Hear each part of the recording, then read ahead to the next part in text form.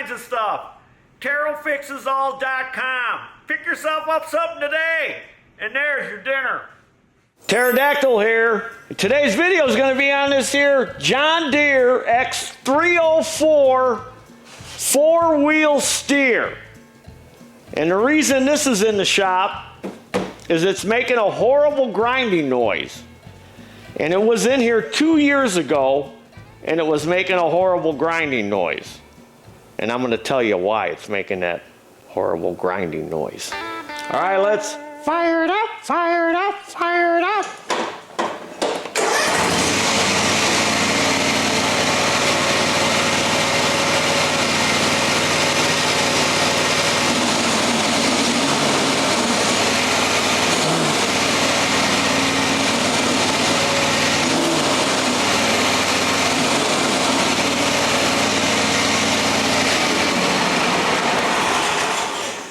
You hear that?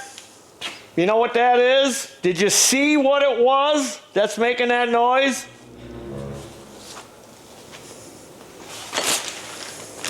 It's this here. It's this transmission pulley. And this is the OEM John Deere pulley for this model. And there's the part number. We bought it from John Deere. Now I went online to see if they make like an aftermarket one, and they do, and the cheapest one I found was like $17, but it was $26 to ship it. This one from John Deere was like $32. So it's actually cheaper to buy the actual OEM John Deere one. But you know what? The problem is, whether you buy the aftermarket one or you buy the John Deere one, you're still going to have the same problem. And you know what the problem is? The problem's right here. And you should all be outraged when you see that. Made in China. What a surprise. How disgraceful. How things in this country have deteriorated over time. 2 years ago, I looked it up because we got records. 2 years ago this tractor was in, making that same noise. We put a pulley on it. 2 years now, we're putting another pulley on it. This is their X series. This is supposed to be their better grade of tractor.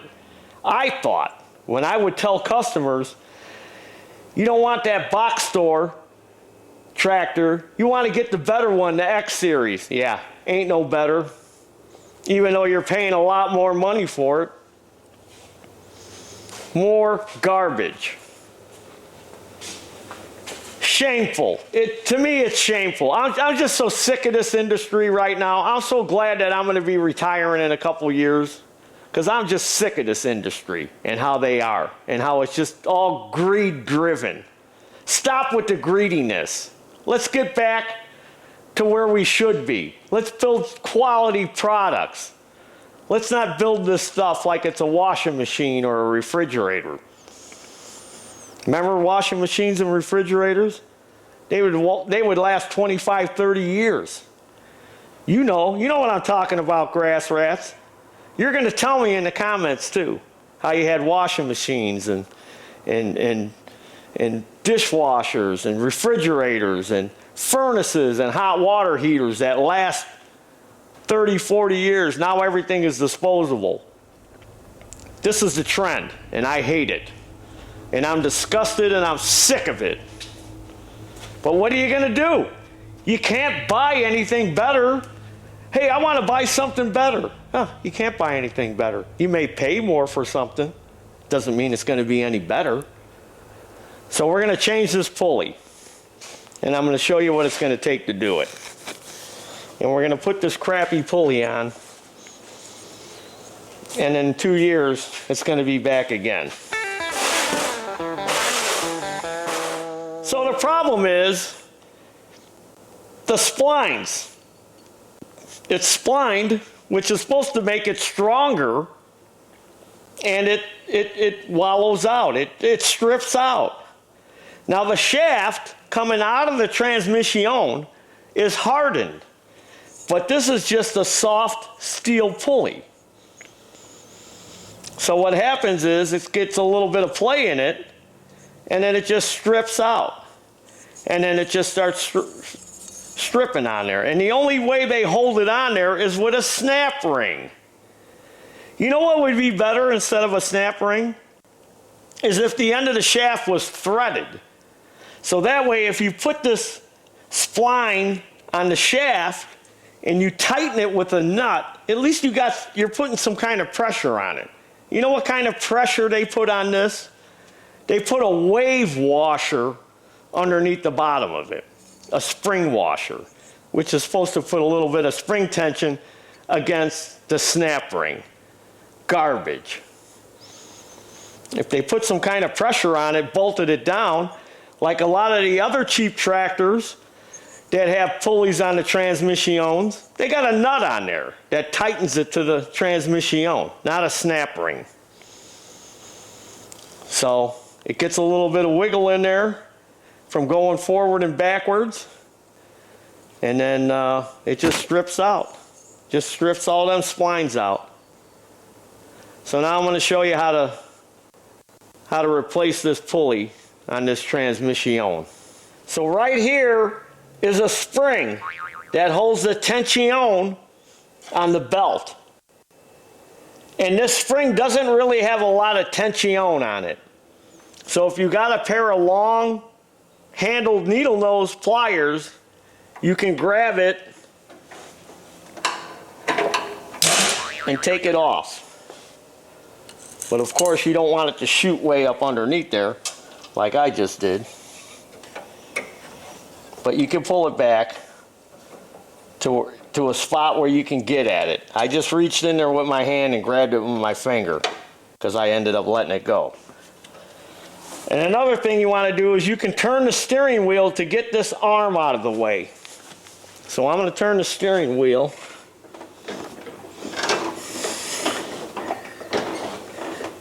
And that'll give you a little bit more room to get to that pulley. Now the belt's loose,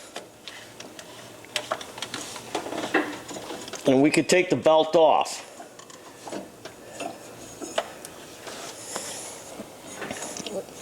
Now you can see that's that horrible grinding noise. So now you need a pair of snap ring pliers. I'm trying to find the right size because I've got a kit. It's got a snap ring plier kit. In case you're interested, I got this one from Matco. I'm sure you can find it on the inner screen. You might be able to find a cheaper set on Scamazon or Fleabay. Comes in all different sizes. So I just got to find the one that's going to fit this little snap ring on top. I'm going to try this set right here. So you're going to need some light in there so you can see.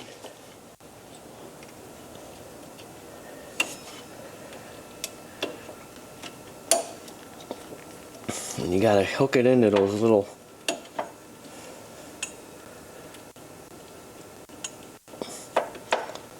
Alright. Well, I thought I was getting it. This is the tricky part.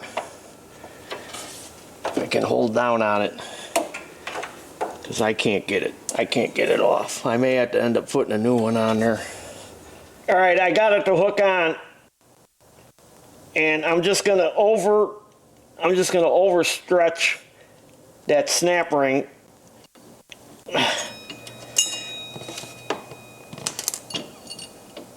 Alright, I got it off.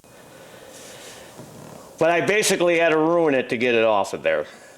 Because it kept, the pliers kept coming out of these little holes. Every time I tried to stretch it, it kept popping out on me. Alright, so let's take the pulley off. And there you could see. It just wore the splines off, which we see this a lot. And our local John Deere dealer had this pulley in stock. So what does that tell you? A lot of times when they have pulleys or parts in stock, that tells me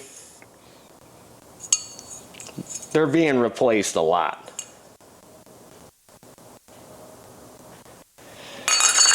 All right, and then here's our spring washer, which is on top of the fan.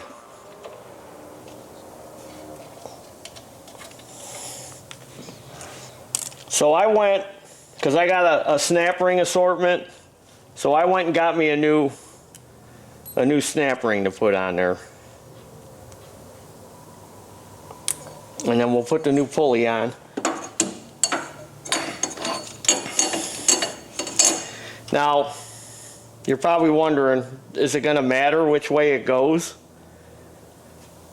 The hub, the length of the hub is pretty much the same.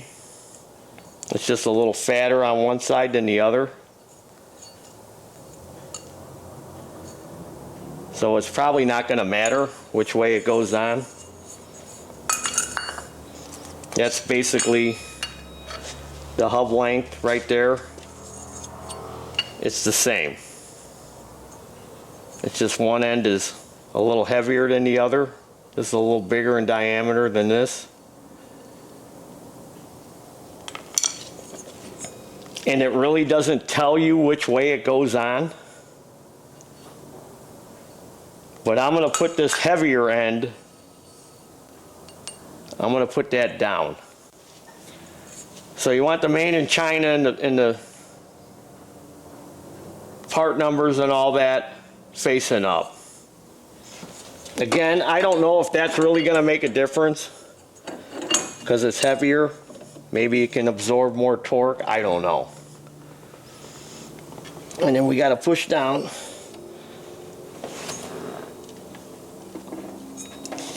to get that snap ring to lock in, because you got to put pressure on that spring washer to get it to lock into the groove. So that's going to be the tricky part.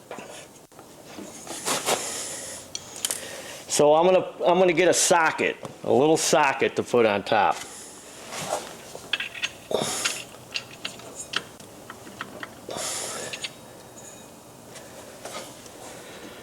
We don't want that to pop off.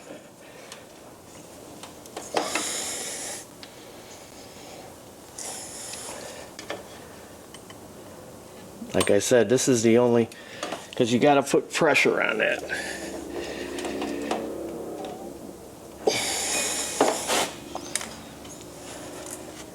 And it's hard to see. Yeah, it's, just make sure it's in that groove. It's in there. I don't know if you could see it, grass rats, but it's in that groove. I'm gonna pull up on it as hard as I can. Nope, it wasn't locked in. Like I said, this is the hardest part.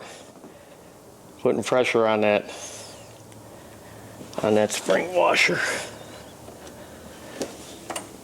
Plus you got the little teeth of the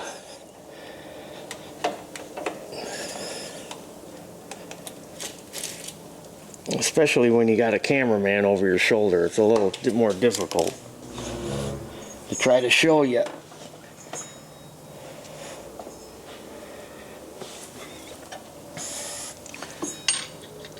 Yeah, this 7/16 socket's too small. Let me get the 1/2 inch. It's been a couple of years since we did this.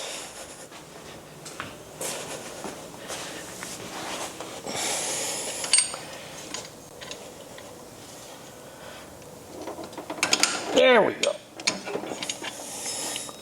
There, it locked in that time. Yeah, I just had to get a better leverage on it when I went in here and pushed down. Now you can see it. It's locked in. So just grab the pulley and pull up on it as hard as you can, and you'll tell it's locked in. It's locked in there. Now I can grab the belt put the belt back on. All right, I got the belt back on the trans pulley. Now, you're gonna wanna make sure that the belt didn't fall off the front pulley on the engine. So you're gonna have to crawl up underneath there and look, because it may have fallen off when you took this off because there's a bunch of slack in there. Sometimes it falls off, sometimes it doesn't, so you might wanna check. And then once you make sure the belt's on, then you got to reach in with these long pliers, put a lot of tension on it so it don't snap away from you, and hook that spring back on.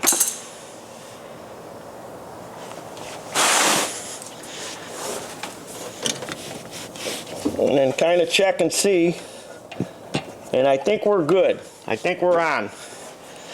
We'll find out.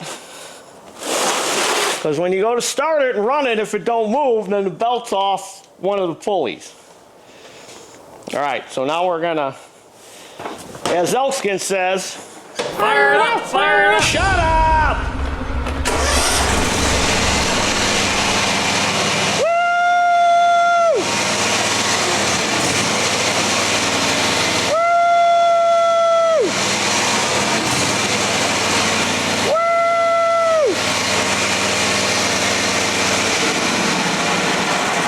Smooth as glass. No more grinding noise because of that pulley slipping, and as my hand's slipping off the fender as I'm getting out the tractor.